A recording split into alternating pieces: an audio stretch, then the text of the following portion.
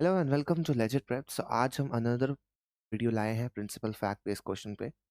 Again हम उसी चीज़ को कंटिन्यू करने वाले हैं जैसा कि आपने प्रीवियस वीडियो में देखा होगा। अगर आपने नहीं देखा है तो आपको लीगल प्रैक्टिस 1 एंड 2 अभी तक देख लेना चाहिए, बिकॉज हमने उसमें ऑलरेडी पैटर्न्स को थोड़ा डिस्कस कर चुका है। एंड ऑब्वियसली अगर आप पैटर्न को पहले से समझ लोगे तो आप ही का फ़ायदा होगा। क्या पता मैं क्वेश्चन पे जाऊंगा, आप ऑलरेडी उसको सॉल्व कर चुके होंगे और आप आराम से मतलब कि फिर कंफर्म कर पाओगे कि हाँ यार, मेरी प्रिपरेशन अच्छी चल रही है एंड ऑल। ऐसे मतलब कि हमारा कॉन्फिडेंस बिल्ड होता है और एग्ज़ाम में जब आप प्रिपरेशन कर रहे हो, स्पेशली अगर आप अलोन हो, तो कॉन्फिडेंस होना बहुत इंपॉर्टेंट होता है। तो कॉन्फिडेंस कैसे आएगा? प्रैक्टिस से आएगा। तो let's start without further ado, आज फिर से प्रैक्टिस करते हैं। अब यहाँ पे आपके सामने प्रिंसिपल दिया हुआ है, ठीक है? असॉल्ट से रिलेटेड है। Again assault is another one of the trespass to persons related जो टॉट होता है, बहुत इंपॉर्टेंट है। आता ही आता है क्वेश्चंस इन सब चीज़ों से रिलेटेड एंड ऑल। तो for assault there must be a reasonable apprehension of immediate physical harm due to defendant's action. ठीक है, एक सिंपल स्टेटमेंट है, इसको सिंपली हम ब्रेक डाउन करेंगे। पहले क्या है, असॉल्ट के बारे में हमें एसेंशियल्स चाहिए। असॉल्ट में एसेंशियल्स क्या होता है?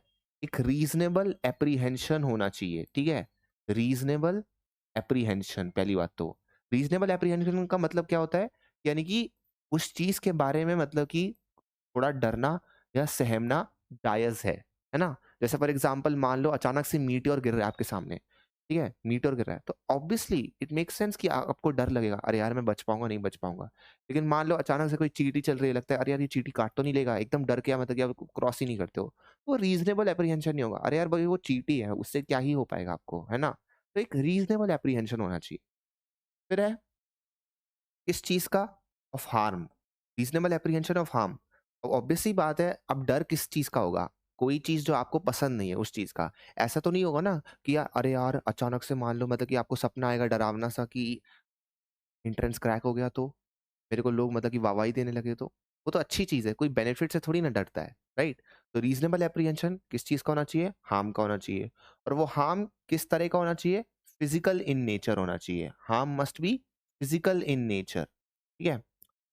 उसके बाद है एक प्रॉक्सिमिटी होनी चाहिए। प्रॉक्सिमिटी का मतलब यानी कि वो आस-पास होना चाहिए, वो इमिनेंट होना चाहिए। इमिनेंट हमने मतलब कि पुरानी वाली वीडियो में भी डिस्कस किया था, ठीक है? तो इमिनेंट का मतलब सिंपली क्या होता है? यानी कि वो चीज़ इमीडिएट होनी चाहिए। ऐसा नहीं कि एक फ्यूचर थ्रेट है कि फ्यूचर में आके कोई आपको मार देगा, धमकी दे रहा है। वो एक सेपरेट ऑफेंस होगा, वो असॉल्ट के अंदर नहीं आएगा। जब हम टॉर्ट में स्पेसिफिकली कंसिडर कर रहे हैं, हमें एक इमिनेंट वैल्यू चाहिए वहाँ पे, ठीक है? और वो किसकी वजह से हो रहा है? अगेन लास्ट चीज, डिफेंडेंट के एक्शन की वजह से हो रहा है ना? यानी कि डिफेंडेंट के एक्शन की वजह से हो रहा है। ये चार हमारे एसेंशियल्स है। अब हमें इनमें देखना है कि इनमें से कौन से एसेंशियल्स मीट हो रहे हैं। पहली बात है, मारिया क्या है हमारी यहाँ पे? मारिया प्रिटेंड्स कर रही है, ठीक है? तो Maria pretends to throw a punch at Julia. यानी कि यहाँ पे डूअर कौन है? मारिया है, यानी कि मारिया प्रोबेबली डिफेंडेंट होगी, जूलिया यहाँ पे प्लेंटिफ होगी, ठीक है? पहली बात तो ये एस्टैब्लिश करना है। But stops inches from her face. Julia flinches and is visibly scared. तो Maria claims it was a joke. यानी कि मारिया जो है मतलब कि जूलियट को ऐसे पंच करती है, लेकिन जैसे ही मतलब इतना सामने आता है वो रुक जाती है और वो क्लेम करती है अरे मैं तो मजाक कर रही थी बस। लेकिन जूलियट डर जाती है क्योंकि उसे तो सीरियसली लगता है कि मतलब कि इसे मारने वाली है मारिया। तो यहाँ पे पहली बात हमें क्या देखना है? एसेंशियल्स। रीजनेबल एप्रीहेंशन किस चीज का हो रहा है? कि उसे पंच लगने वाला है, यानी कि वो उसको उसके फेस को चोट पहुंचने वाली है, रीजनेबल एप्रीहेंशन है। कोई भी अचानक से ऐसे करेगा, आपको लगेगा ही डर थोड़ा बहुत। उसके बाद है लाइक यहाँ पे किस चीज का डर है? हार्म का डर है, हार्म होने वाला है उसके फेस को, तो उसका डर है ना? किसकी वजह से है? मारिया के एक्शन की वजह से है, राइट? मारिया के एक्शन की वजह से, डिफेंडेंट के एक्शन की वजह से है। और क्या यहाँ पे इमिनेंट डेंजर है? बिल्कुल इमिनेंट डेंजर है ना? एकदम अभी लगने वाला था, तो इमिनेंट डेंजर है। अब मारिया उसे क्लेम कर रही कि ये तो बस ये जोक था, उसका इंटेंट नहीं था। बट क्या इंटेंट इंपॉर्टेंट है असॉल्ट में? नो। यानी कि हमने ये तो एस्टैब्लिश कर लिया कि यहाँ पे असॉल्ट है, यानी कि यहाँ पे लाइबिलिटी तो है, यानी कि यहाँ पे जो मारिया है वो लायबल तो होगी। तो यानी कि जो भी ऑप्शन बोल रहे हैं नॉट लायबल, हम उनको एलिमिनेट कर लेंगे। यानी कि Maria is not liable, eliminate. Maria is not liable, eliminate. तो option A and option D are the only one left. Option D अगर हम देखें तो Maria is liable only if Julia suffer from physical injuries. लेकिन again ये तो battery हो गई ना, यहाँ पे एक्चुअल कांटेक्ट नेसेसरी है? नहीं है। असॉल्ट में कभी भी एक्चुअल कांटेक्ट नहीं होता है, कभी भी एक्चुअल फोर्स यूज नहीं होता है, वो क्रिमिनल असॉल्ट होता है। जब हम टॉर्ट वाले असॉल्ट के बारे में बात कर रहे हैं तो असॉल्ट होता है, बैटरी होती है, मेयम होता है ना? एक लाइन होती है, ये असॉल्ट है, ये बैटरी है, ये मेयम है। तो assault is the first stage, उसमें कभी भी एक्चुअल एप्लीकेशन ऑफ फोर्स नहीं होने वाला है। तो वो ज़रूरत ही नहीं है फिजिकल इंजुरीज़ की तो ये तो ऑप्शन ऐसे ही गलत हो गया। तो बचता क्या है? Option number A, Maria is liable for assault because Julia reasonably feared harm. Maria obviously assault के लिए लायबल है, ये तो हमें पता ही है। और क्यों? क्योंकि जूलिया को एक्चुअली में डर लग रहा है उस चीज़ से, रीज़नेबल एप्रीहेंशन है कि हार्म होने वाला था। तो option A is the correct answer. फिर हम आता है सेकंड क्वेश्चन पे। False imprisonment requires the restraint of a person's liberty without lawful justification. Again हम इसको भी ब्रेक डाउन करेंगे एक सिंपल एसेंशियल्स में। हमारे पास क्या है, पहली बात तो एक टोटल रिस्ट्रेंट होना चाहिए, ठीक है? Total restraint is extremely important. उसके बाद हमारे पास क्या होना चाहिए, ठीक है? क्रिमिनल लॉ में डिस्टिंक्शन किया गया है, रॉन्गफुल रिस्ट्रेंट होता है, रॉन्गफुल कन्फाइनमेंट होता है। टॉर्ट में ऐसा कुछ भी डिस्टिंक्शन नहीं है, लेकिन तो इसीलिए हमें सिर्फ कंसर्न है यहाँ पे टोटल रिस्ट्रेंट से। उसके बाद टोटल रिस्ट्रेंट किस चीज़ का हो रहा है? पर्सन की लिबर्टी का हो रहा है। बट यहाँ पे मेनली इंपॉर्टेंट क्या चीज़ है? Unlawful justification. बिकॉज अगर वो लॉफुल होगा तब तो वो मतलब कि फॉल्स इम्प्रिजनमेंट कभी हो ही नहीं सकता। इसीलिए तो वर्ड यूज किया गया है, फॉल्स इम्प्रिजनमेंट, है ना? Imprisonment itself is not wrong, false imprisonment wrong है। उसके बाद है कि कितने ड्यूरेशन के लिए किया गया है। तो नो ड्यूरेशन, मतलब कि ड्यूरेशन मैटर नहीं करता। एक दिन के लिए किया गया है, एक सेकंड के लिए किया गया है, या 2 साल के लिए किया गया है, ड्यूरेशन इज इरेलीवेंट। मैटर ये करता है कि हुआ है या नहीं हुआ है। और नॉलेज, ये इस प्रिंसिपल में नहीं दिया है, लेकिन एक जनरल एसेंशियल है जो आप याद कर सकते हो फॉल्स इम्प्रिजनमेंट का, कि knowledge of the person imprisoned is also not important. यानी कि जिस पर्सन को हमने इम्प्रिजन किया गया है उसकी नॉलेज है कि उसको इम्प्रिजन किया गया है, ये भी अपने आप में इतना इम्पोर्टेंट नहीं है, ठीक है? इम्पोर्टेंट नहीं है, नॉट रेलेवेंट।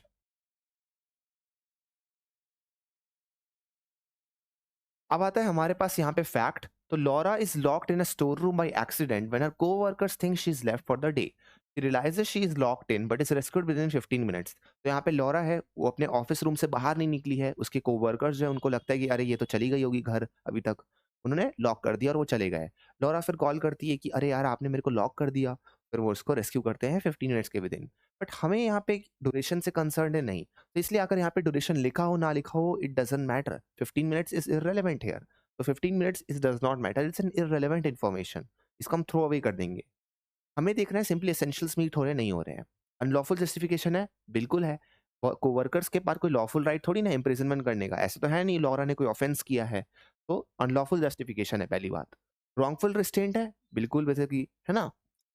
टोटल रिस्ट्रेंट है, यहाँ पे टोटल रिस्ट्रेंट है। टोटल रिस्ट्रेंट मतलब कि बिल्कुल भी कोई रास्ता ही नहीं है उसके पास निकलने का, इसलिए वो और रॉन्गफुल भी है वो। तो टोटल रिस्ट्रेंट है। Wrongful restraint, wrongful confinement criminal law का मामला है। हम यहाँ पे सिर्फ टोटल रिस्ट्रेंट के बारे में बात कर रहे हैं। Duration doesn't matter, unlawful justification है। नॉलेज अगेन यहाँ पे हम उससे कंसर्न नहीं है। अब हमें बस इसको अप्लाई करना है। तो हम समझ गए कि लॉरा जो है एटलीस्ट फॉल्सली इम्प्रिजनमेंट है, मतलब लॉरा के साथ फॉल्स इम्प्रिजनमेंट हुआ है, तो यानी कि लाइबिलिटी तो होगी, है ना? लाइबिलिटी तो होगी। लॉरा क्लेम तो कर सकती है। तो जो भी ऑप्शन बोल रहा होगा लॉरा कैन नॉट क्लेम, वो गलत है अपने आप में। तो Laura can not claim, Laura can not claim, option B and D eliminate हो गए। Option A and option C बचता है। ऑप्शन सी अगर हम देखें तो Laura can claim false imprisonment as she was lock for 15 minutes which is too long. हमने already देख लिया टाइम डजंट मैटर, है ना? टाइम तो अपने आप में मैटर ही नहीं करता।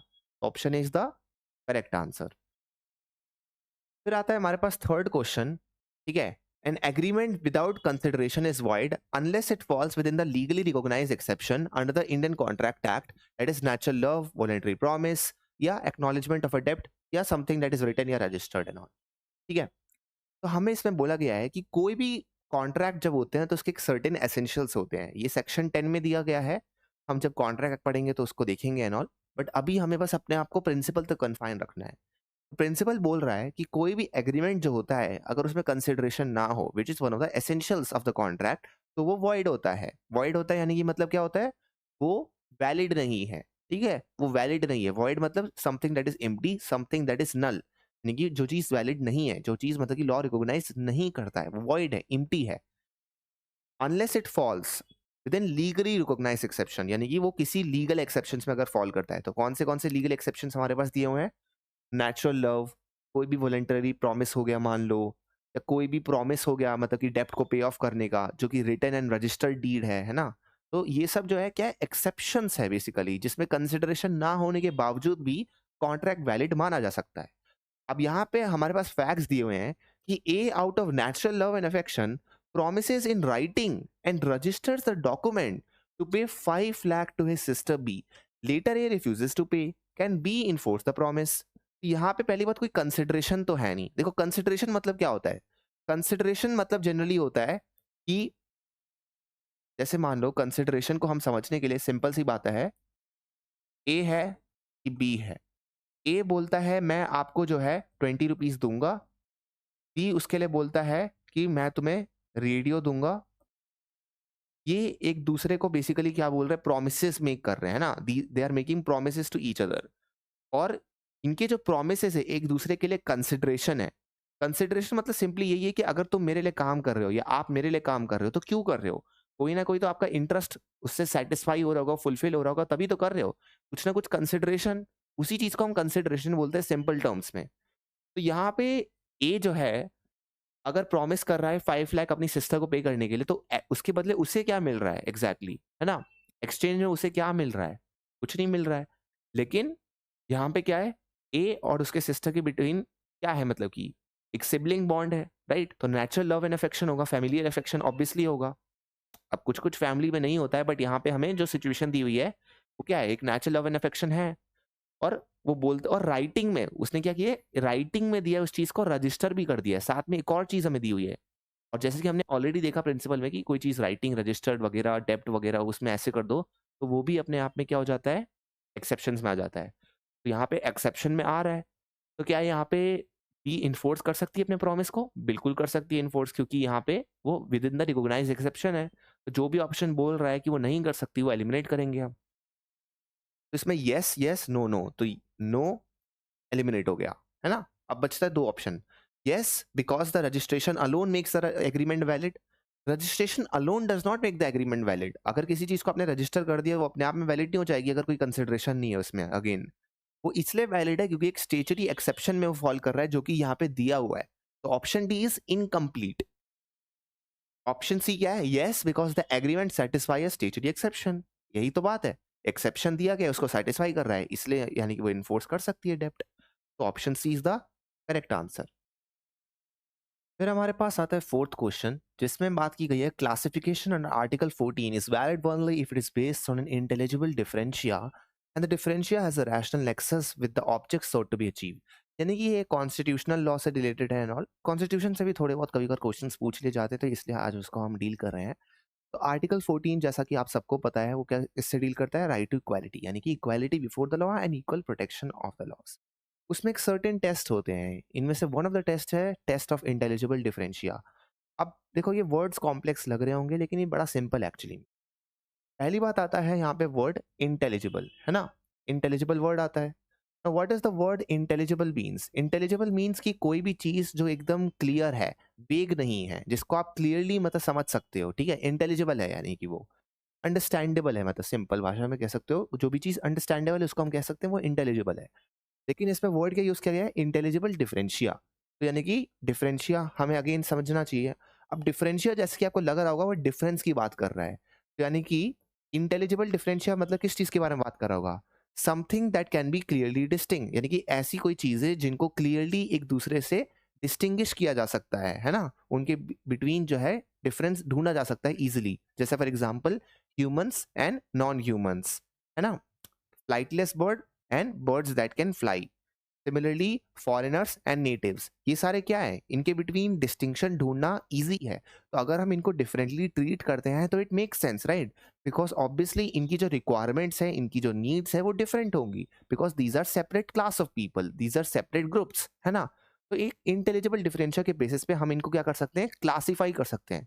किसी भी चीज को क्लासीफाई करने का मतलब क्या है? कि उसको हम एक सेपरेट बॉक्सेस में डाल रहे हैं, है ना? जैसे हमने क्लासीफाई कर दिया, ये फ्रूट्स है, ये वेजिटेबल्स है, ये बर्ड्स है, ये एनिमल्स है, ये ह्यूमंस है, ये स्टेट्स है, ये कंट्री है, continent and so on and on.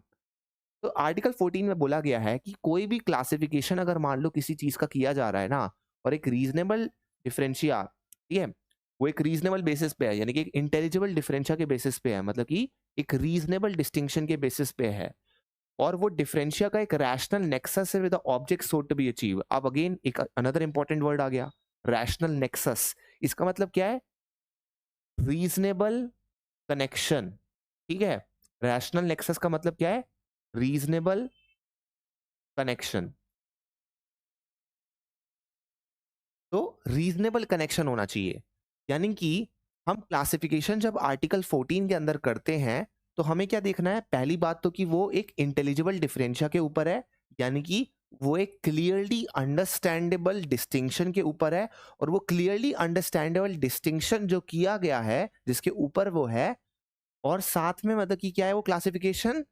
एक differentia as a rational nexus, यानी कि जो भी वो डिफरेंस है उसका एक रीजनेबल कनेक्शन है with the object sought to be achieve, यानी कि आप जिसके बेसिस पे वो क्लासिफिकेशन कर रहे हो, जिस पर्पस के लिए वो क्लासिफिकेशन कर रहे हो, वो ऑब्जेक्ट एक्चुअली में, यानी कि वो पर्पस एक्चुअली में अचीव हो पाएगा, यानी कि रियलाइज हो पाएगा उस डिफरेंस को करने से।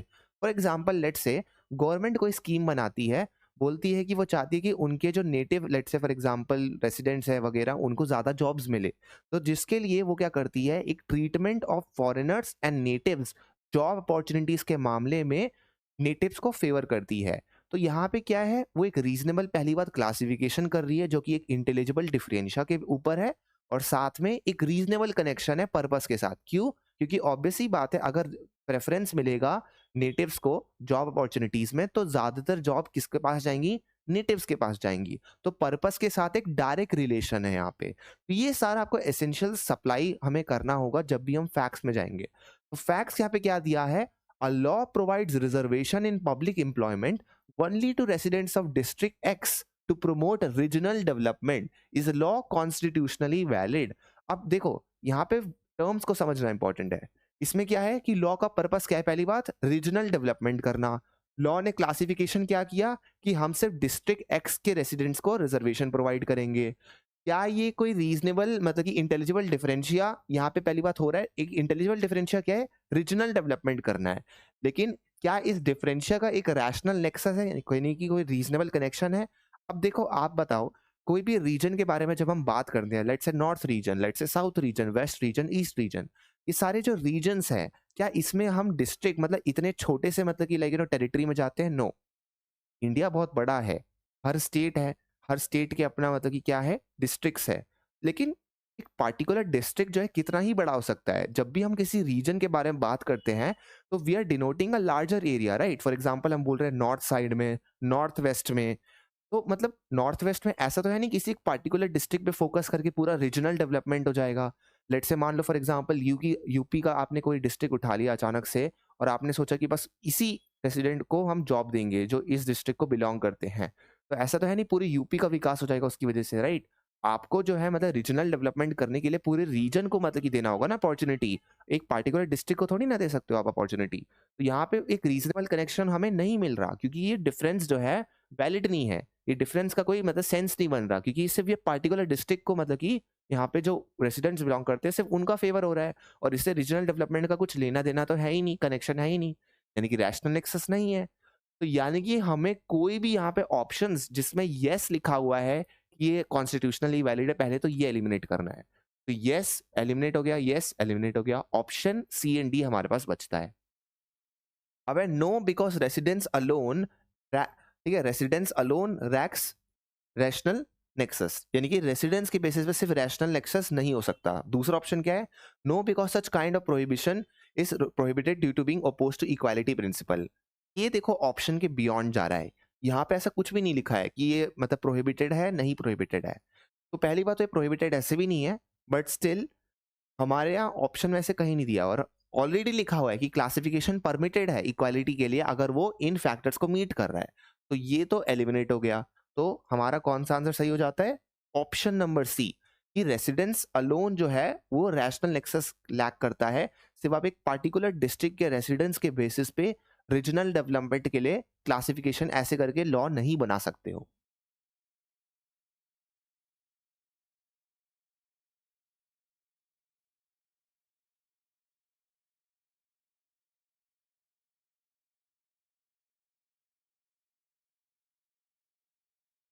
अब आता है contract inter into under undue influence is voidable at the option of the aggrieve party. इसके एसेंशियल्स बड़े सिंपल है। देखो कोई भी कॉन्ट्रैक्ट होता है ना, तो कॉन्ट्रैक्ट वैलिड होना चाहिए, ऑब्वियस सी बात है। अगर वो कॉन्ट्रैक्ट वैलिड ही नहीं होगा तो आप उसको इन्फोर्स कैसे करोगे? वैलिड मतलब क्या? It must be recognised and enforceable in the eyes of the law. यानी कि जो भी एसेंशियल्स लेड डाउन है सेक्शन 10 इंडियन कॉन्ट्रैक्ट एक्ट के अंदर, जैसे for example free consent, considerations, है ना, तो ये सारे मीट होने चाहिए कॉम्पिटेंसी ऑफ पार्टी। और वो प्रोहिबिशंस, मतलब कि जो भी चीज इसको अवॉइड कर देती है वो नहीं होना चाहिए। जैसे फॉर एग्जांपल मान लो कंसेंट फ्री नहीं है, अनड्यू इन्फ्लुएंस है, मिसरिप्रेजेंटेशंस है, फ्रॉड है ना, and so on and on. तो इन सब की वजह से क्या हो जाता है, वो वॉइड हो जाता है, यानी कि एम्प्टी हो जाता है, यानी कि वो लॉ रिकॉग्नाइज नहीं करता है। तो कॉन्ट्रैक्ट अगर मान लो अनड्यू इन्फ्लुएंस में इंटर हो रहा है तो वो क्या हो जाएगा? वॉइडेबल हो जाएगा। वॉइडेबल मतलब क्या होता है? जो चीज वैलिड भी हो सकती है, वॉइड भी हो सकती है। फॉर एग्जाम्पल अगर मान लो कोई चीज, कोई लॉ है या कोई लेट्स से कोई एग्रीमेंट है, लेट्स से मान लो ए और बी के बिटवीन, वो एग्रीमेंट वैलिड रहेगा जब तक जो भी पार्टी जो है जिसके पास ऑप्शन है उसको डिक्लेयर करवाने का वॉइडेबल, वो एक्सरसाइज नहीं करती और बोलती नहीं कि अरे मैं तो इसे वॉइड कराना चाहता हूँ, है ना। तो ऑप्शन किसके पास है? एग्रीव पार्टी के पास। एग्रीव पार्टी मतलब कौन है? जिस भी पार्टी के साथ गलत हुआ है, जिस भी पार्टी के साथ रॉन्ग हुआ है, वो होती है एग्रीव पार्टी, तभी तो वो एग्रीव है, दुखी है ना। तो जिस भी पार्टी के साथ एग्रीव है उसके पास ऑप्शन होता है कि वो कॉन्ट्रैक्ट को वॉइडेबल डिक्लेयर करवा, मतलब वॉइडेबल होता है कॉन्ट्रैक्ट ऐसा, और वो उसको वॉइड या वैलिड उसकी मर्जी है जैसा कराने चाहे। Undue influence is one of the factors that make the contract voidable, ये हमें प्रिंसिपल में दिया हुआ है। अब हमें देखना है कि अनड्यू इन्फ्लुएंस में क्या होता है। देखो अनड्यू इन्फ्लुएंस बेसिकली मीन्स कि कोई भी पार्टी जो है ना, जब वो एक दूसरे के रिलेशन में ऐसे स्टैंड करते हैं कि एक पार्टी दूसरे दूसरे के ऊपर डोमिनेटिंग पोजीशन में है, यानी कि एक सुपीरियर पोजीशन में है। फॉर एग्जांपल लेट से मान लो एक टीचर है आपका, जो टीचर है आपका उसके पास क्या आपके ऊपर अथॉरिटी एंड पावर है? बिल्कुल है। आप अगर मान लो अपने टीचर को लेट से उनके गुड ग्रेसेस में नहीं रहते, तो आपने कभी कभार देखा होगा कि आपको इंटरनल्स में कभी कभार कम मार्क्स मिल जाते हैं, कभी कभार ऐसे होता है कि आपको जो है उतना अच्छा ट्रीटमेंट नहीं मिलता जितना बाकी स्टूडेंट्स को मिलता होगा। अब ऑफ कोर्स ये कितना मॉरल है नहीं है वो अलग बात है, लेकिन बेसिक ह्यूमन आपने मतलब कि अपने सराउंडिंग्स में कभी कभार देखा होगा कि ऐसे कुछ लोग होते हैं, राइट। तो ये जो मतलब लेकिन पार्टिकुलर पोजीशन है वो क्या है? एक डोमिनेटिंग पोजीशन है ना। अगर आप जो है मतलब कि सही से मतलब कि, लेकिन आपके पास ज्यादा पावर नहीं है किसी भी टीचर स्टूडेंट रिलेशनशिप में, अगर आप देखोगे तो ज्यादा पावर किसके पास है? अथॉरिटी किसके पास है? टीचर के पास है। सिमिलरली फॉर एग्जांपल अगर आप लॉयर क्लाइंट का रिलेशनशिप देखोगे तो उसमें पावर किसके पास है? लॉयर के पास है।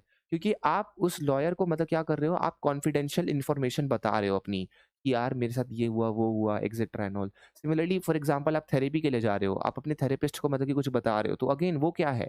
वो थेरेपिस्ट के पास आपकी कॉन्फिडेंशियल इन्फॉर्मेशन है। तो ये सब क्या है? ये पावर्स ऑफ अथॉरिटी, जहाँ पे भी डोमिनेंस एक्सरसाइज हो सकता है, या जहाँ पे ट्रस्ट का रिलेशंस है ना, जिसको हम कहते हैं फिड्यूशरी रिलेशन, तो वहां पे अनड्यू इन्फ्लुएंस हो सकता है। माना जाता है कि जो भी पार्टी डोमिनेटिंग है वो एक अनड्यू इन्फ्लुएंस, यानी कि जो इन्फ्लुएंस उसे नहीं एक्सरसाइज करना चाहिए वो एक्सरसाइज कर सकती है जो भी पार्टी वीकर है उसके ऊपर। तो यहाँ पे हमारा क्या है? ए जो है एक स्पिरिचुअल गुरु है जो कि परसुएट करता है अपने डिवोटी, यानी कि जो उसका भक्त है बी को, to transfer property to him by claiming it will ensure B salvation. B later seeks to cancel the transfer, the contract is.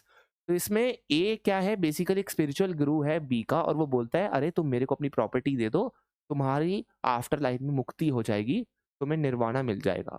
यहाँ पे क्या है? ए के पास ऑब्वियसली ज्यादा पावर है, गाइडेंस, क्योंकि वही दे रहा है बी को। बी उसके ऊपर डिपेंडेंट है गाइडेंस के लिए, मॉरल गाइडेंस के लिए। तो यहाँ पे ए के पास क्या है? ज्यादा पावर है बी के ऊपर, और वो एक्सरसाइज करता है इसको अपने बेनिफिट के लिए, कि मेरे पास प्रॉपर्टी आ जाएगी, मैं अपना बेनिफिट इस पे इन्फ्लुएंस करता हूँ।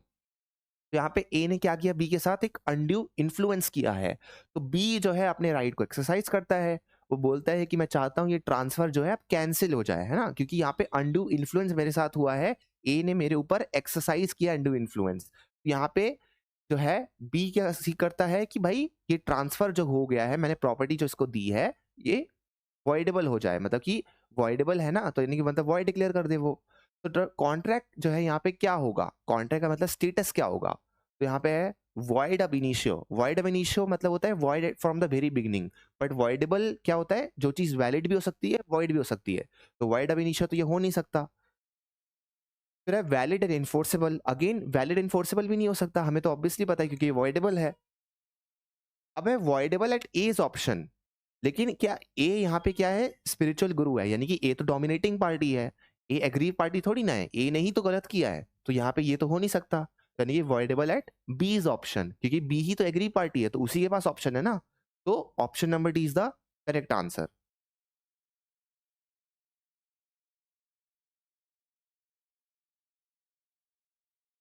तो दैट्स ऑल फॉर टुडे। आशा करता हूँ कि आपको सब कुछ समझ आया होगा। अगर अभी तक आपने फॉर्म नहीं भरा है अचीवर्स 120 का, तो अभी जाइए, डिस्क्रिप्शन बॉक्स में सारे लिंक्स दिए हुए हैं, इंस्टाग्राम, टेलीग्राम एंड हमारी वेबसाइट्स के। अभी आप जाके फॉर्म भर सकते हैं। 25 दिसंबर को ऑनलाइन एग्जाम्स होने वाला है। अगर आप कोई भी एग्जाम की प्रिपरेशन कर रहे हैं, एमएचसीटी हो, ओलेट्स, अदर लॉ एंट्रेंस एग्जाम्स हो, एएमयू हो, जामिया हो, तो आपको ये बिल्कुल भरना चाहिए नॉल। आपको ये बहुत काम आएगा। आप हमारा कंटेंट देख ही रहे हैं, legal principal, facts, English, polity, CA, GK, हम सबकी प्रिपरेशन कराते हैं, तो ऐसा कुछ भी नहीं है कि आप जो मिस आउट कर दोगे and all. End of course अब 120 फ्री सीट्स हैं, यानी कि ये ऐसी अपॉर्चुनिटी कितनी ही बार आती है, तो इसलिए आपको अवेल करना चाहिए। आपकी कोई भी क्यूरीज हो, हमेशा आप कमेंट में लिख सकते हैं, हम हमेशा आपको रीच आउट करने की कोशिश करेंगे।